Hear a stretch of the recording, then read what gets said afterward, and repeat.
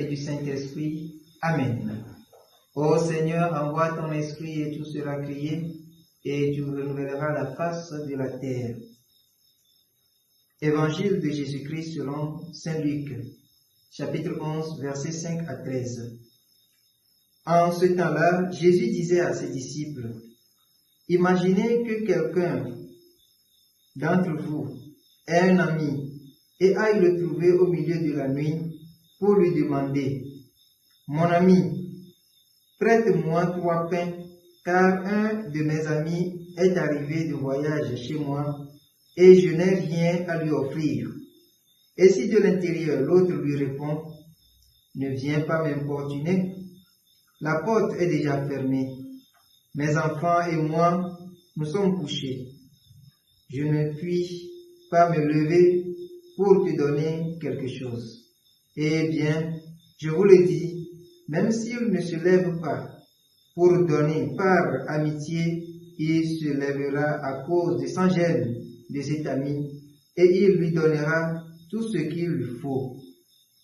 Moi, je vous dis, demandez, on vous donnera. Cherchez, vous trouverez. Frappez, on vous ouvrira. En effet, quiconque demande reçoit. Qui cherche trouve. À qui frappe, on ouvrira. Quel père parmi vous, quand son fils lui demande un poisson, lui donnera un serpent au lieu du poisson? Ou lui donnera un scorpion quand il demande un œuf? Si donc vous, qui êtes mauvais, vous savez donner de bonnes choses à vos enfants, combien plus le Père du ciel donnera-t-il l'Esprit Saint à ceux qui le lui demandent? Acclamons la parole de Dieu. Louange à toi, Seigneur Jésus. Bien-aimés dans le Seigneur, aujourd'hui 10 octobre de la 27e semaine du temps ordinaire, les textes que l'Église nous propose de méditer nous met au cœur d'une réalité.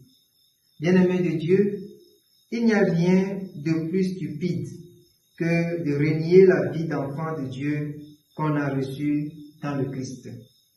C'est ce qui justifie la réaction de Saint Paul à l'égard des chrétiens de la communauté de Galate dans la première lecture.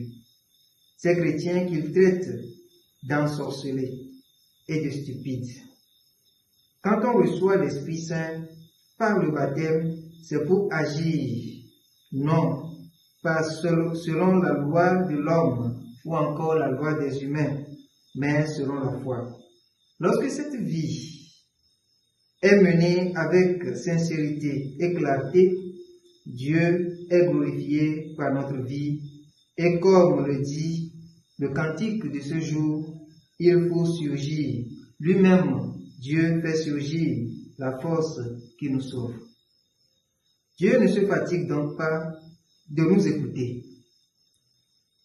Demandons-lui l'Esprit Saint, comme le souligne l'Évangile, pour que nous ayons des forces toujours neuves, pour agir toujours selon la justice et le droit, faire toujours ce qui lui plaît.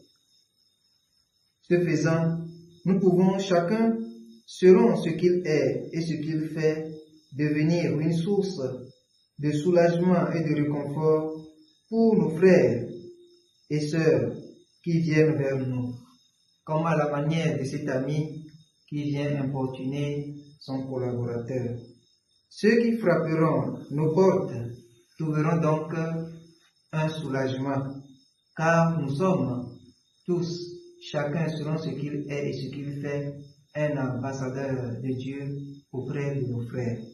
Que Dieu nous ouvre aussi les portes du bonheur, parce que pour donner quelque chose, il faut en avoir. Et quand on a en abondance, ça doit couler sur les autres qui sont autour de nous.